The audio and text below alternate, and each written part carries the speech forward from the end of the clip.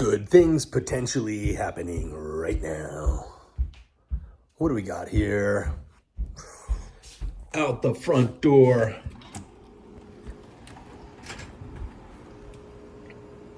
New stuff. Let's check it out. Okay, we're down in my basement. I am mic'd up. I have box in front of me. I am excited to show you guys what is in here. I have been waiting for this for several weeks. I would have hoped to have had it earlier, but that's okay. It's okay to wait for things sometimes. Waiting is exciting, and yeah, when you get what you've been waiting for, it just kind of, the anticipation just kind of explodes for you. Anyway, what I have here are 2 boxes from Hoyt. As you know, we are in September of 2025. My birthday is next week, and this couldn't be a better birthday gift for me. Let's get to opening the box. Oh, I'm excited. Let's cut some stuff. All right. So, light box, heavy box. We're going to go with the heavy box first. We know what's going to be in here. It is going to be a riser. All the little gadgets that go to the riser and for the riser. And here it is. I'm excited to unveil the new Hoyt Xceed 2 in polar white. I am seeing it for the first time, just like you guys are. I have not had one of these in my hands yet. This is a very, very, very first time. It is pretty sweet. This coating on it is, I can tell just by feeling it, it's super thick.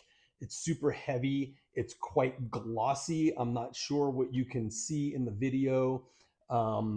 It is just absolutely beautiful. I have right next to me my old Xceed.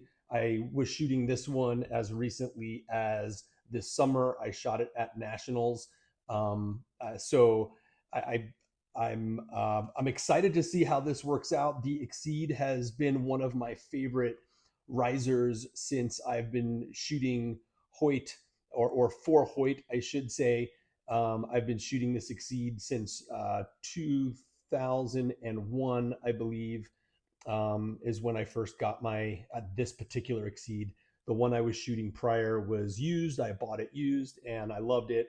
And when Hoyt picked me up, I ordered this one as my first bow. It's the special edition Brady Ellison. I believe the color was Adobe. So here they are, kind of side by side. It's hard to tell with my lighting, but this is how they look side by side. You can see this one's still outfitted. I've been shooting this one up until yesterday, getting ready for indoor, getting ready to go to Europe for Leo's tournament, and then to Kings of Archery. Got some exciting stuff happening in the fall, but I will be shooting this, and because this is new and this is what we do, we shoot the new stuff. So I'm excited to get this one going. There's some changes that have been made to this riser. Apparently, it is a little stiffer, but however, or I should say it's thicker, and I believe it's supposed to be a little stiffer. And it also is, just kind of built to last. I mean, I've heard of risers breaking, but not a Hoyt. If they were machined risers, or cast risers, I should say, from the past. I've personally never heard of a riser breaking. There's no reason why these things shouldn't last a lifetime. So some things, that are a big part of the Xceed that I did not like was the noise and the post-shot vibration. And apparently with the new riser, that's something that has changed. So with the design of the riser, that post-shot vibration should be minimized, but we'll see. I don't know until I shoot it. I don't know what to expect. At a glance, something I personally don't like, but this is just a personal preference, is I notice there's not a bushing under the grip. So you can see, for those of you who know me, I love my wrist slings that Eric makes me from Winter Cutlery. I've been using these slings for several years, and there is no bushing under the grip, which means whatever Eric makes me is going to have to come through the front, or we're going to have to figure out some other way to do that. Another change is they changed the Vertitune clicker plate. So the clicker plates used to be one piece that was, aluminum that would run right out. I'll try to move that up and see if you can see. I'll take some up close shots, and so you can see what's going on here. And now the clicker plate is just a plate you put in, and apparently there's just a medium and a low height setting, where there used to be three settings: a low, medium, and a high. Now apparently there's only two, which is the medium and the low, which is a little odd. I'm not sure why they went with that feature. Um, I know a lot of people did not run the high, and maybe that could be a reason why they stopped doing it. I do know barebow archers were running the high. I'm pretty sure some people at the Olympic training camp were also running the high as well. So it's just curious to me as to why they did that. Also, that Vertitune clicker plate was one piece, and it came way out. I think it was almost an inch, and it was, like I said, one piece. So you'd be hitting that plate. Now it's kind of standard, like what you'd see on any other riser, like a win and win, for instance, where there's going to be a little aluminum uh, pin, if you will, sticking out of here, and it's actually drilled and tapped where you would screw that in. As you know, I'm a barebow archer, so that's really not of use to me. But if I do decide at some point to shoot Olympic recurve, I will put that in for sure. Apparently, also, what they did with that, why they're using that pin clicker plate, if you will, is because it's apparently felt. In other words, when the clicker hits that plate, of course, you hear that tink, you hear that little tinny click noise that would trigger your release. Apparently, with this method, you can feel it. There, according to Hoyt or the website, up to 55% feeling. I, I don't know. I will test that out though. I mean, I have clickers. I can put them on these bows and give it a shot and see what I think about that. Um, and if that is fact. Either way, I've always wanted a white bow. When they were making the Xceed and they were doing the Cerakote, I did order one in white. This is going back 2 winters ago. And then the Cerakote was failing, I believe, or they were unhappy with how the Cerakote was holding up with the company they were using, and they went a different route. This thing is beautiful. It is pristine. I love it. It looks gorgeous. I've always wanted a white bow. I finally have one. I'm going to get another one here pretty quick. I'm not sure which color I'm going to get. I've kind of been eyeballing that lime green one. It's like a neon yellow, neon green, almost a chartreuse. I'm not sure what the exact name of the color is. I'll put it up here. But either way, this is the new riser. I have a 25 in my hands. I've the 25 at Lancaster is $900. I believe it's $899.99, so $900. And the 27-inch is $950 or $949.99. So one penny, it's $950 for the riser. So again, the 25 being 900 and the 27 being 950. I have not had good luck shooting a 27, so I'm just sticking with the 25. Not to say I wouldn't if I made another attempt at it or another stab at it. I don't know. I've always been happy with a 25, and this is kind of what I'm sticking with. Inside the pocket, this all looks the same as what we've seen in the past. Top and bottom, it looks identical to me. It looks the same. There's a dampener in the limb pocket, which there has been in the past as well. However, rumor has it that if you shoot the Ramrod's tungsten powder weights, they do not fit in here. So I don't know. I cannot confirm or deny that. But my sources are very reliable. And what I've been told is that the aftermarket pocket weights that would go in here do not fit from ramrods. Not to say from Hoyt. I do have some from Hoyt. Uh, they're solid tungsten, they're not powder. But I will be curious to see how that fits, or if they work, or if not. I will do also my own modifications for weights as well. Not sure how I'm going to weight this riser, as I have not shot it yet. It balances pretty well, as you can see. It's just sitting on my finger. It's probably weighted a little differently than the Xceed in the past, and or the GMX, which we're also coming off of uh, in the last 2 years. We've been shooting the GMX, like I said, Series 2. So, second version of the Xceed. Again, I was always a big fan of the regular Xceed. I did have things about this bow I did not like. Again, the vibration, the noise, it was kind of loud. But as far as functionality and how it worked and how I did with it, it was top of my list. And then again, there it is, the brand new version Xceed 2.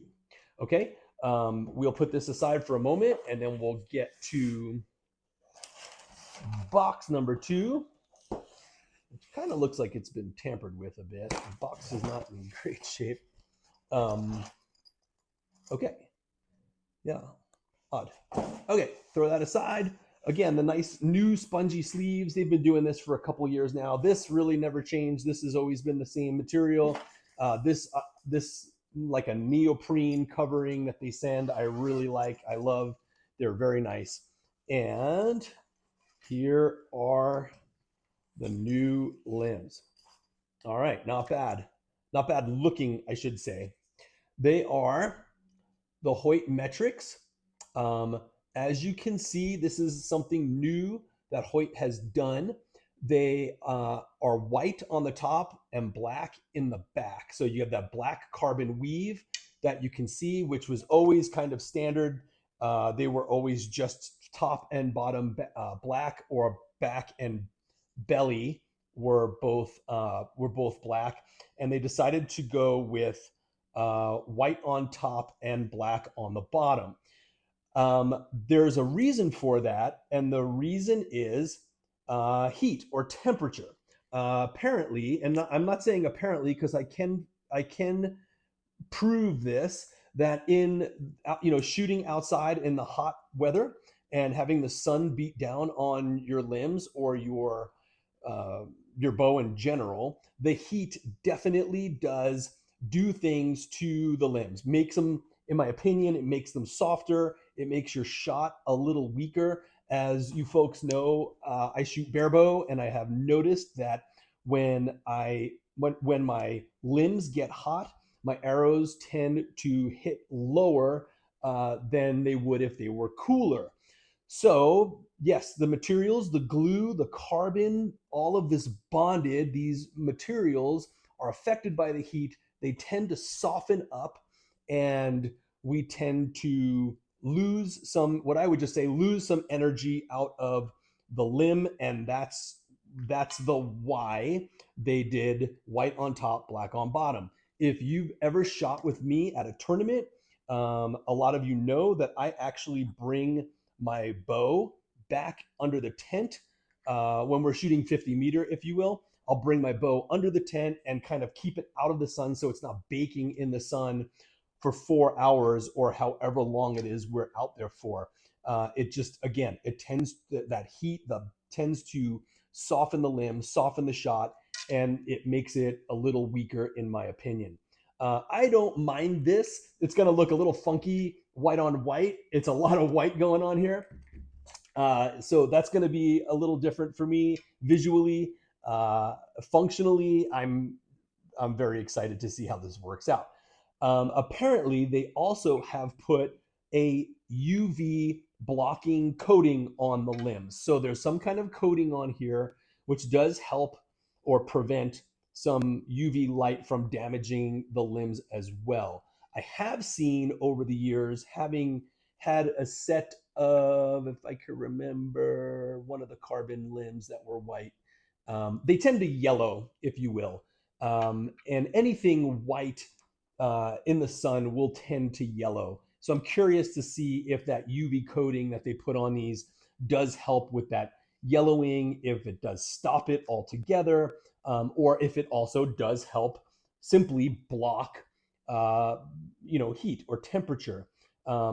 It really can't overall block temperature, ambient around the bow itself or the limbs. It will still get that heat, but hopefully the sun beating down on it won't be affected that much. Also, and apparently, the limb is a little thicker. Why? I don't know the answer to that. I'm just going by what I've heard. And what I've heard is that it will give the limb a little more life. I don't know about that. I've never personally had a problem with a limb from any company. Now, I have shot Hoyt exclusively since 2017, and that's a recurve. I shot Olympic recurve and then over to barebow. I've never had a problem with a limb break, a DLAM, anything. Am I aware of it happening? Sure. Has it happened to me? Absolutely not. So I'm not anticipating any issues, but apparently this thicker limb will have a little better lifespan. I don't know. We'll see. Like I said, I've never had an issue, and I'm shooting limbs that are 5 and 6 years old, so never a problem.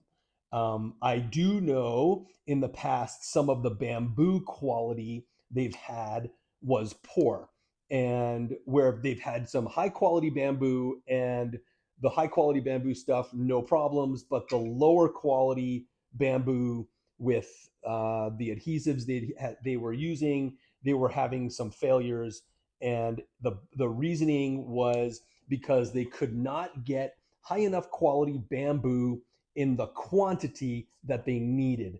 Obviously, Hoyt, top company, one of the top in the world for recurve bows. They need high volume of good quality stuff, and they could not get it. So I think they went to a little lesser quality, and that's where they were running into issues. These are carbon, so I got the carbon foam limb. I just, 6 to 1 half dozen the other. There are people that say the wood is better than the carbon. Some people of obvious notoriety, and they know what they're talking about.